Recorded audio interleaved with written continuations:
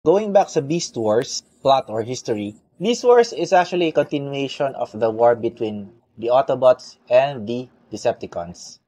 Based sa akin research, I'm not sure how accurate this is, but it was stated that this Beast Wars took place 300 years after the Autobot and Decepticon War. Ang nangyari dito is, si Optimus Primal, hinahabol si Megatron, the Beast Wars version, Megatron, and then napadpad sila or nag-crash sila sa isang planet na primitive.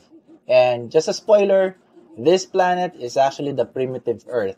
And at the same time, di pa sila aware na itong primitive Earth na napuntahan nila is actually ang lugar kung saan nag-crash landing ang mga Autobots at Decepticons bago sila na-activate, nag-trigger ng Autobot and Decepticon War. So, bali, nag-time travel sila sa past. And this time travel is not just a mere accident. Dahil eventually, kapag pinanood niyo ang series, mapapansin niyo na si Megatron is actually, ang real aim niya is not to get Energon from Earth, but to actually Optimus Prime so that in the end, ang mga Decepticons ang mananalo sa Cybertronian War between Autobots and Decepticons, eventually making the Predacons win the war as well.